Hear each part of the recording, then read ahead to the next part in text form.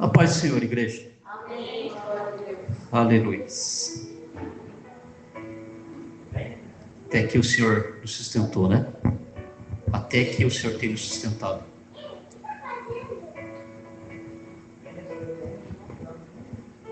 Corações caridosos, né? Ainda existem corações caridosos que fazem, né, essas liberações, né? E que se desprendem de coisas em prol de um próximo. Glória a Deus, né? Pela iniciativa desse homem, dessa família, não sei quem era, mas que Deus abençoe e que lhe retribua muitas vezes mais. Provavelmente isso daqui vai alcançar pessoas que necessitam. A gente, claro, tem que fazer uma breve triagem para quem a gente disponibiliza isso daqui, porque uma coisa é você ajudar, outra coisa é você fazer um assistencialismo de pessoas que não se esmeram para fazer nada, pessoas que só ficam naquela intenção de receber sem ir atrás. Então é interessante ver para quem vai ser doado, destinado esse produto aqui, nesse alimento. Pessoas que têm uma iniciativa de trabalhar, de procurar um emprego ou algo nesse sentido. E não simplesmente porque a gente sabe que tem pessoas que elas ficam escoradas, né, em programas sociais. Ficam escoradas e não vão atrás de nada, porque ficam recebendo.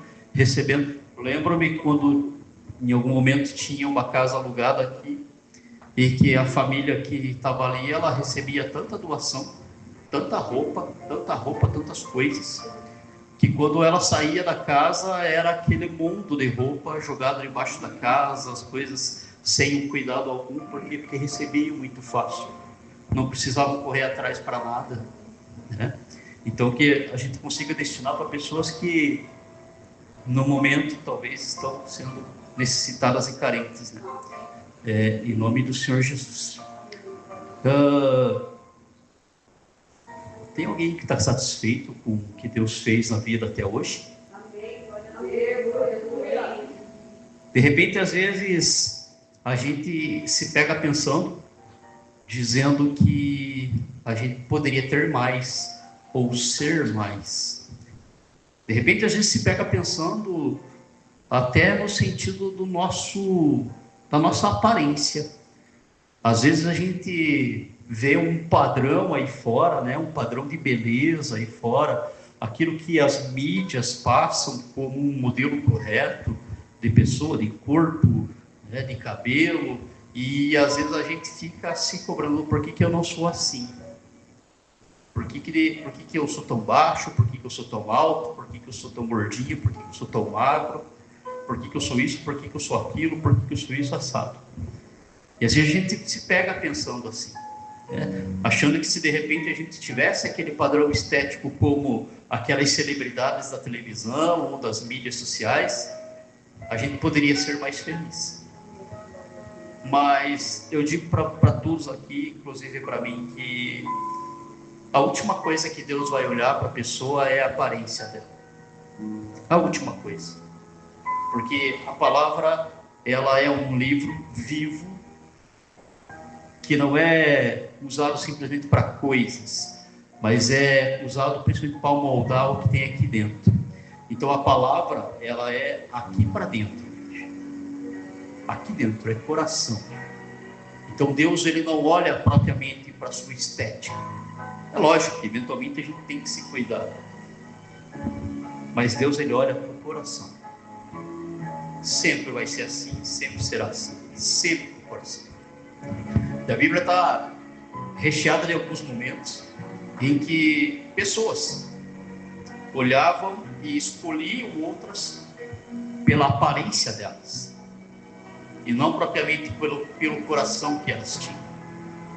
Lembro-me muito bem, igreja, quando eu estudava há bons anos passados, tinha um coleguinha de turma que dizia assim: nós estudamos alguns anos juntos, e ele falava sempre, quando se tinha que escolher aqueles líderes da sala, né? Sempre tinha, via de regra, era um casal que era o líder da turma, né? Um piá, uma menina.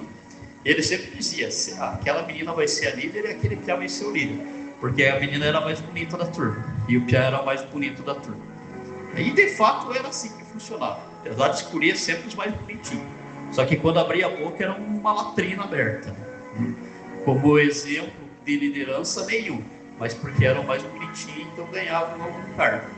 E a Bíblia vai falar de algumas escolhas nesse sentido e que não deram certo. Porque o coração não era no propósito correto do Senhor.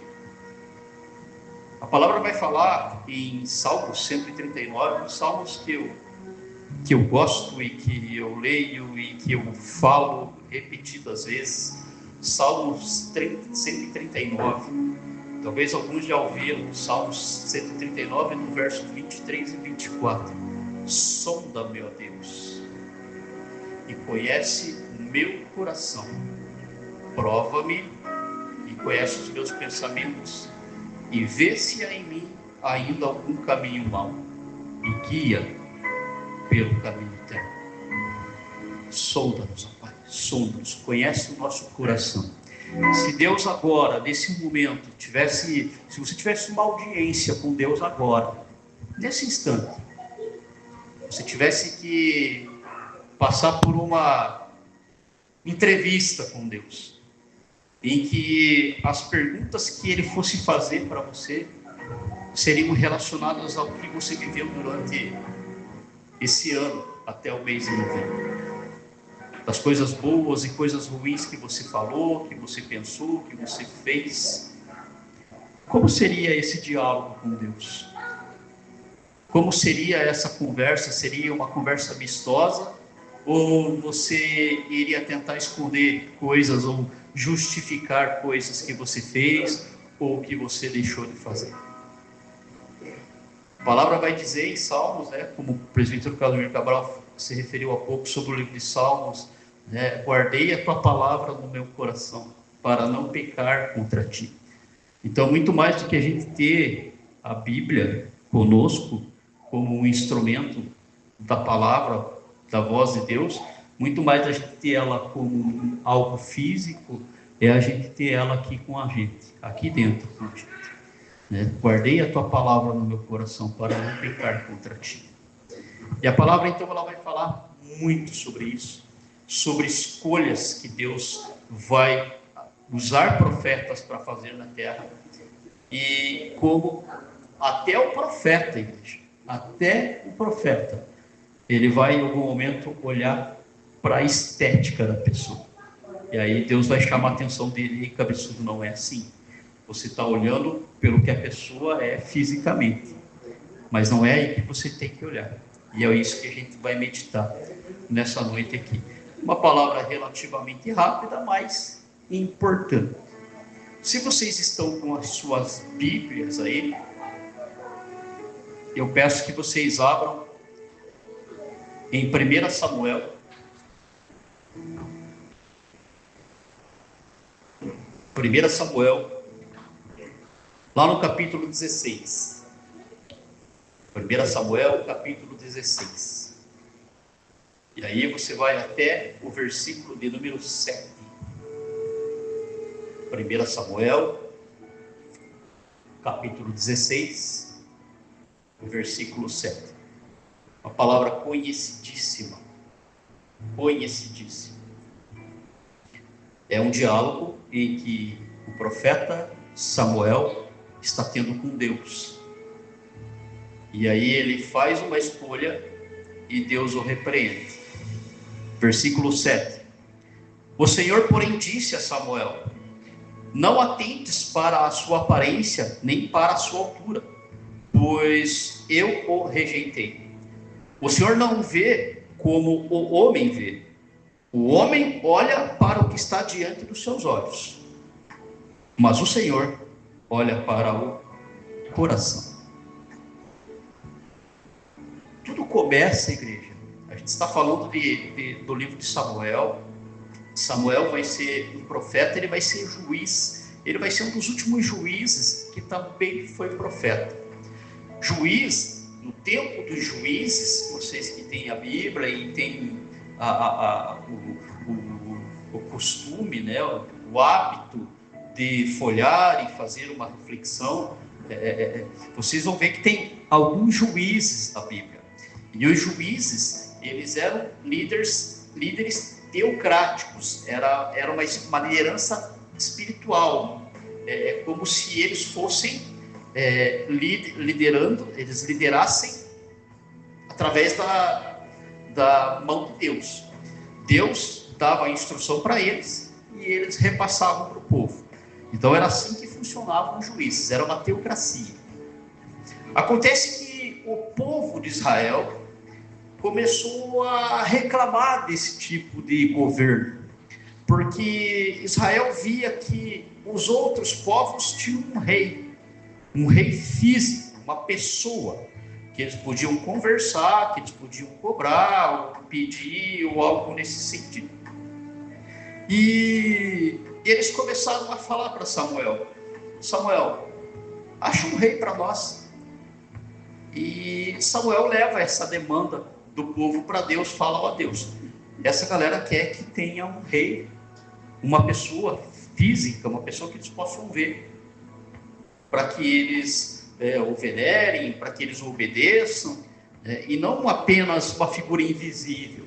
E às vezes nós somos assim também, né, igreja? É difícil a gente crer naquilo que a gente não vê. Eu posso crer muitas vezes naquilo que eu tenho, que é físico.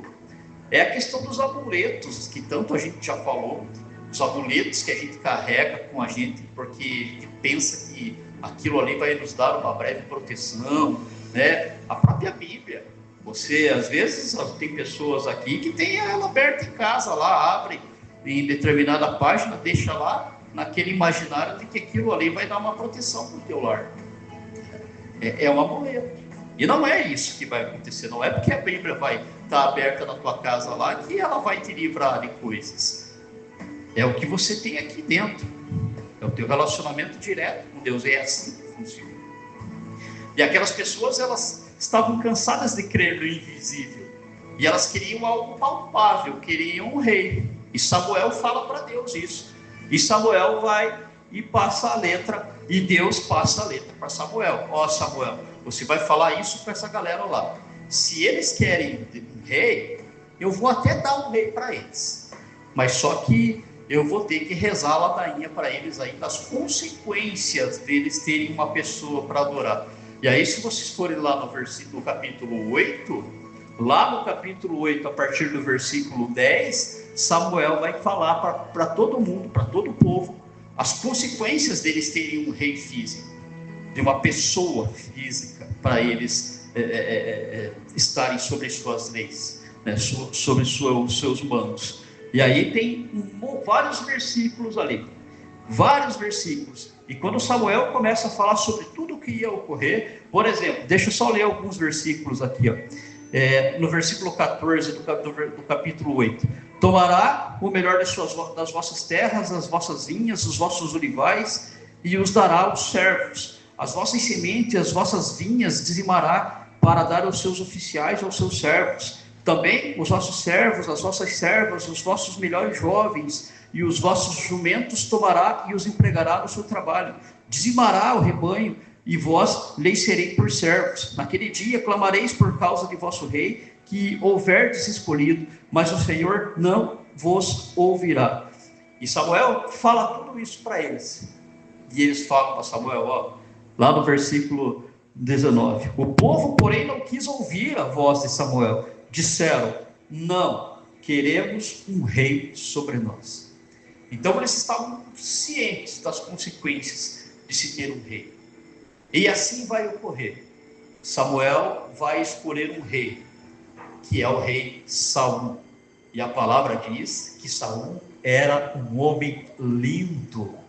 Ele era um homem que se diferenciava pela sua beleza em Israel. A palavra diz que do seu ombro à cabeça ele era soberano. Ou seja, ele era alto, ele olhava as pessoas, ele era mais alto, ele olhava as pessoas por cima.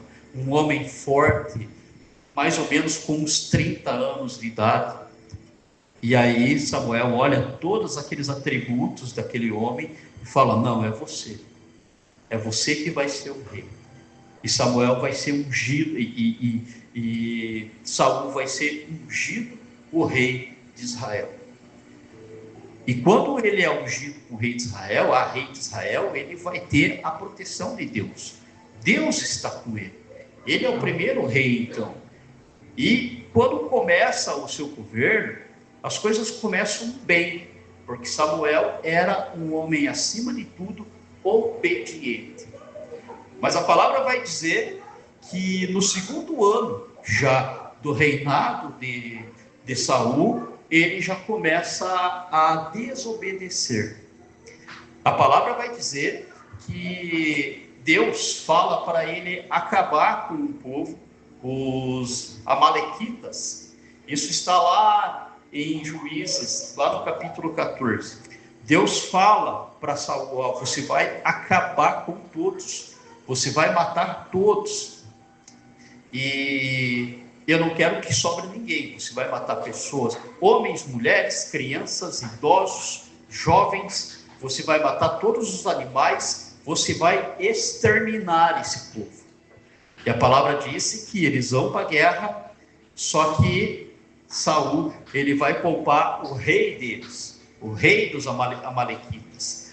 E Saul vai poupar o melhor rebanho deles. Aí é uma primeira desordem. Na verdade, essa é a segunda, porque a primeira é outra. Eu pulei aqui a primeira. A primeira é uma outra que contra os filisteus. Isso que eu falei agora aqui, dele atacar e poupar o rei dos amalequitas, está no capítulo 15. Mas lá no capítulo 14, que é a primeira desobediência de Saul, ocorre no sentido de que Deus vai falar para ele, eles estão em vias de lutar, Israel contra os filisteus, eles estão com as tropas armadas, mas Samuel fala para ele: vocês vão ficar aqui, parados, aqui onde vocês estão, por 7 dias, e lá no 7º dia, eu, profeta Samuel, virei, e vamos fazer um sacrifício a Deus, e depois que nós fazermos esse sacrifício a Deus, a gente vai lutar essa guerra. E passou o primeiro dia, e o segundo dia passou, e o terceiro dia passou, e o quarto dia passou, e os filisteus estavam se aproximando, estavam cercando o exército de Israel, e lá no 7º dia, ainda o profeta não tinha chego, Samuel não tinha chego, e Saul, ele estava para lá, e apressado, e angustiado. Aí ele toma um passo adiante, ele fala: não, eu mesmo vou fazer esse sacrifício. E a Bíblia diz que ele sacrifica, né? E aí que vai ter uma frase que é icônica, que Samuel vai falar para ele, né? Quando ele se encontra, Samuel se encontra com Saul, depois que ele fez isso, depois que ele sacrificou sozinho, não esperou o profeta, Samuel vai chegar para ele e vai falar, lá no capítulo 15, no versículo 22, Samuel, porém, respondeu: tem o Senhor tanto prazer em holocaustos e sacrifícios, como em que se obedeça a sua palavra? E aí ele fala essa frase aqui, obedecer é melhor do que sacrificar, e atender melhor é do que a gordura de carneiros. Então, igreja, às vezes, ou sempre, melhor do que a gente se sacrificar em algo é a gente obedecer. Não adianta a gente se sacrificar às vezes para vir no culto, para a gente bater a nossa carteirinha de culto aqui, todo sábado, todo domingo, mas se a gente for um crente desobediente, não adianta de nada, né? Não adianta nada. Aqui vai ser só um rito, aqui vai ser só um ajuntamento que não vai valer para nada, se eu não for obediente. É a palavra que diz isso, é muito simples. Então, Saul, ele começa a agir dessa forma, desobedecendo, já a partir do seu 2º ano de reinado. E a Bíblia diz que Samuel, ele já recebe uma ordem de Deus para ele ir procurar um outro rei, né? Porque Deus, a palavra vai dizer que Deus se arrependeu de ungir Saul como rei.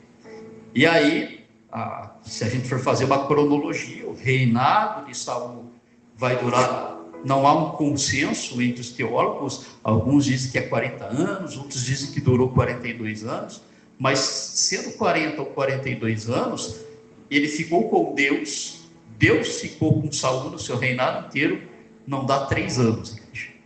Então o resto do tempo Saul está fazendo as coisas por conta própria. E aí a palavra vai dizer que Samuel vai ser instruído por Deus aí na casa de um homem chamado Jessé. E aí quando ele chega nessa casa desse Jessé, que é lá que vai estar o novo rei, Saul, conversando com Jessé, fala: ó, é daqui que vai sair o novo rei de Israel, e é bem provável que seja um dos seus filhos, e eu preciso que você vá chamando os seus filhos aí, porque algum deles é. E o primeiro que ele chama é o primogênito de Jessé, é o filho mais velho, chamado Eliabe. E a Bíblia vai falar também, agora já é aqui no capítulo 16, que Eliabe, o primeiro filho de Jessé, o primogênito de Jessé, também é um homem bonito, alto, forte, guerreiro, né? Como se fosse um soldado. E aí Samuel vai olhar para ele, vai falar, a Bíblia vai dizer isso daqui, vai dizer, entrando ele, Samuel viu Eliabe e pensou: certamente está perante o Senhor o seu ungido. Veja, um profeta de Deus também erra, igreja, também falha.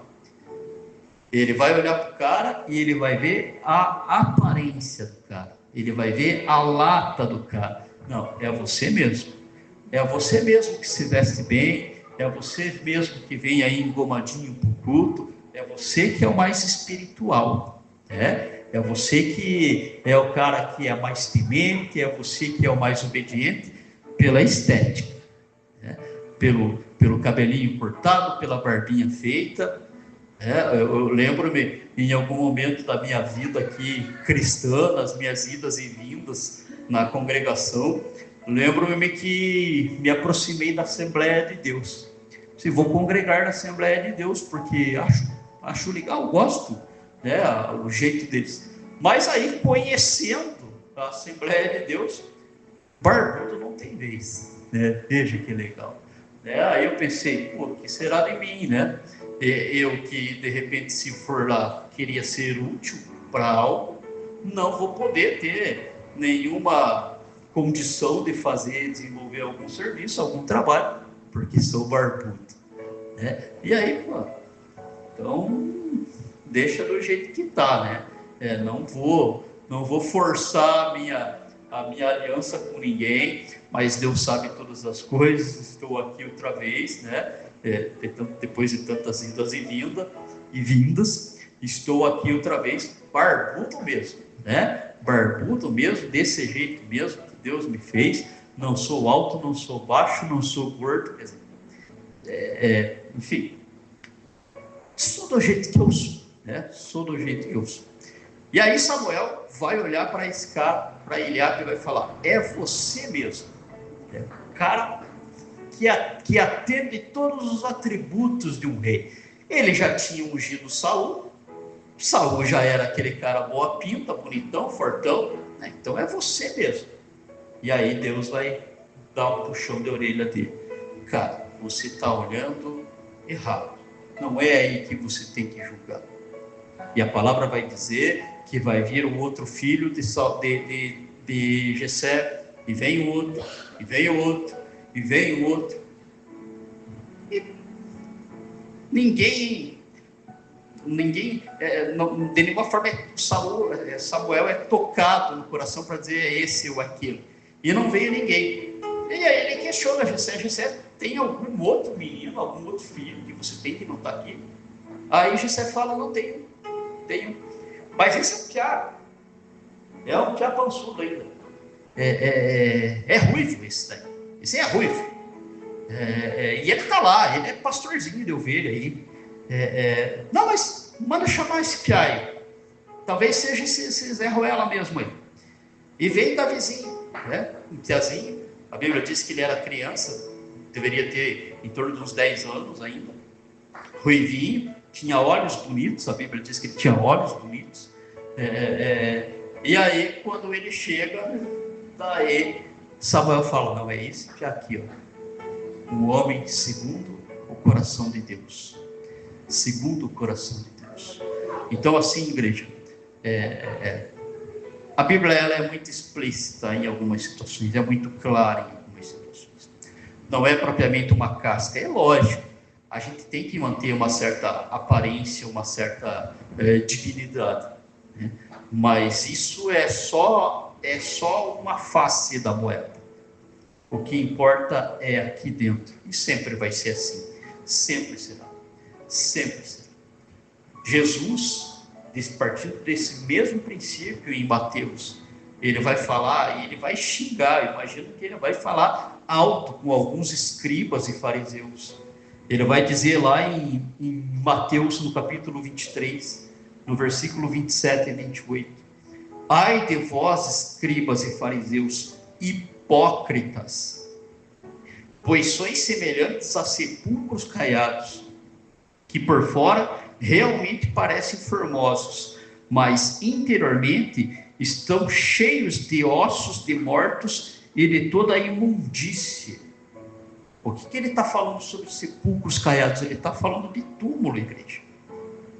Ele está falando que esses sepulcros caiados são aqueles que eram passados, eles eram pintados, como se fosse com cal, né? E quando de repente as pessoas iam no cemitério para fazer algum rito, não sei, algo nesse sentido, viam que aquele túmulo, ele estava conservado. Então, por fora, ele estava bonito. Mas aí Jesus fala: vocês são como esses túmulos aí, esses sepulcros caiados. Por fora está tudo bonitinho, conservado, mas por dentro é só osso. São só ossos. É só imundície que vai estar aí. E Jesus vai continuar falando: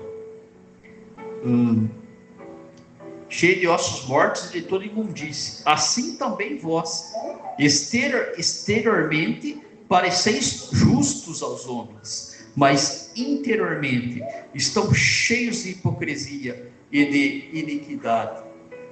Então ele sabia, não adianta só a estética externa, é dentro do coração, sempre foi e sempre vai ser, sempre foi e sempre vai ser.